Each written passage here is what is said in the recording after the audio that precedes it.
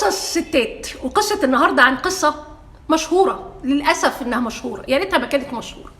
القصة بعنوان عايشة عشان العيال. أعتقد يعني سمعتوها مليون مرة قبل كده. أنا بسمعها يوم يوم لا الحقيقة يعني انتي مستحملة ده كله ليه؟ أنا مستحملة عشان العيال. طب عايشة في المرار ده ليه؟ أنا عايشة عشان العيال وبس. الجملة ما بتكملش بقى. فطب بيضربك وبيشتمك وبيهزقك، مستحملة ليه وعايشة عشان العيال؟ طب محتاجين بقى نتكلم عن موضوع عايشة عشان العيال ده، لأنه مش هينفع.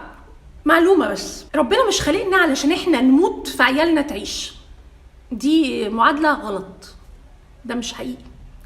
هو ربنا عايزنا كلنا نعيش، مش لازم نعيش سعدة وبنتنطط من السعادة، بس نعيش كويس معقول.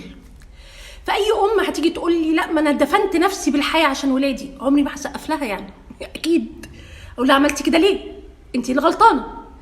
فاللي هو أو واحدة ست تقول لي لا ما أنا عايشة عيشة صعبة جدا جدا جدا وبموت كل يوم بس عشان ولادي يعيشوا. غلط. هو يعني هنسقف لك؟ هل دي حاجة صح؟ هل دي حاجة احنا نشجعها ونحبسها؟ اطلاقا، بالعكس.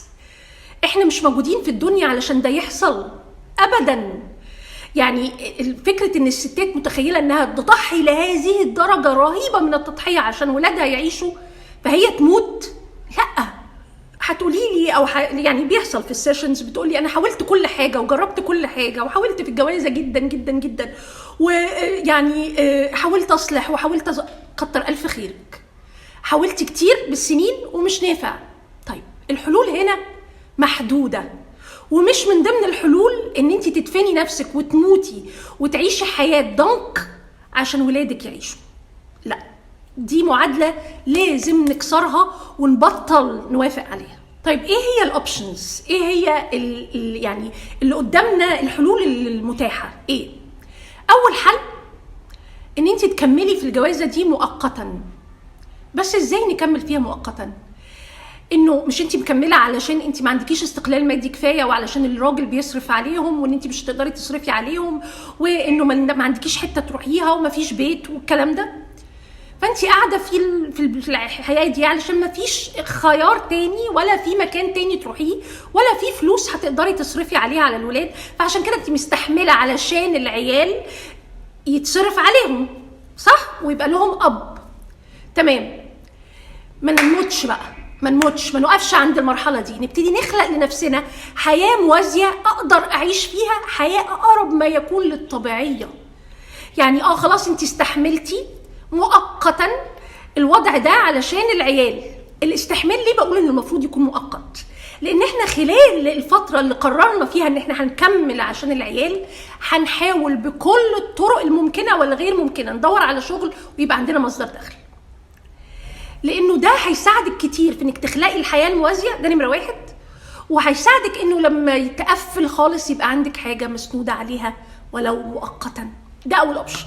تاني اوبشن انه يبقى عندك من الاصل استقلال مادي كافي تقدري تتسندي على نفسك، مش محتاجه حاجه من حد. عندك اهل هيساعدوكي، عندك مكان هتعيشي فيه، هتعرفي تتحملي مسؤوليه الولاد لوحدك.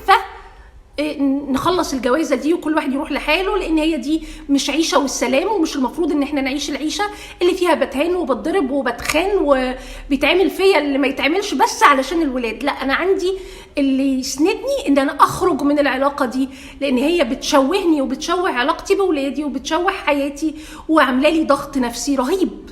فده الاوبشن التاني. معظم الستات بقى ولا بتعمل الاولاني ولا التاني، بتعمل حاجة ثالثة خالص. ايه هي؟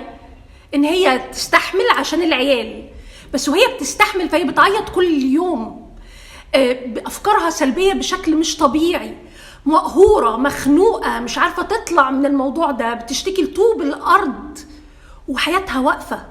ما عرفتش تلاقي لنفسها حياه موازيه تقدر تبتدي تشتغل فيها او تدور على شغل او تلاقي لنفسها مصدر دخل، ولا هي عارفه تسيب. فهي زي اللي رقصوا على السلم، عايشه ومش عايشه، مقهورة إلى أقصى درجة، فيلينج ستك، يعني حاسة إن هي مزنوقة في الحياة دي وما بتعملش أي حاجة غير إن هي بتعيط وبس. الجرس وهرجع لكم.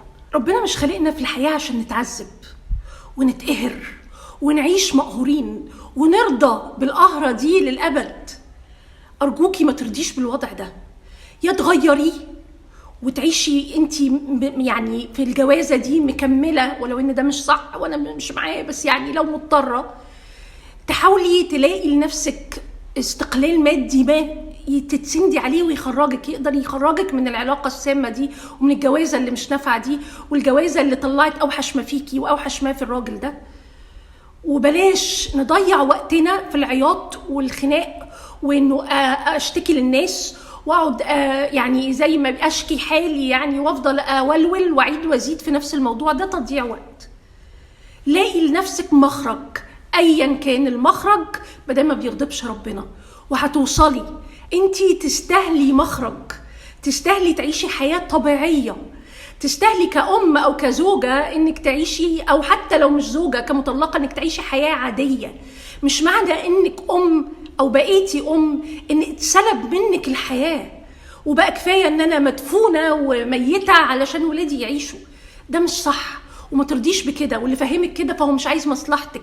ولو حد بيضغط عليكي اللي هو عيشي ما كل الناس عايشة كده، لا ده مش صح، ده غلط، ده حد ما بيحبكيش وما بيحبلكيش الخير، وان احنا المفروض مش عايزين حياة واو ما حصلتش وسعيدة، احنا عايزين حياة عادية نعيش فيها بكرامة وباحترام، وحياة نبقى فيها يعني محترمين نفسنا، محدش ضاغط علينا، مش بنصحى الصبح بنقول يا ترى الخناقة على ايه النهاردة ولا القلبان. دي مش حياة، انت كده موجودة لكن مش عايشة.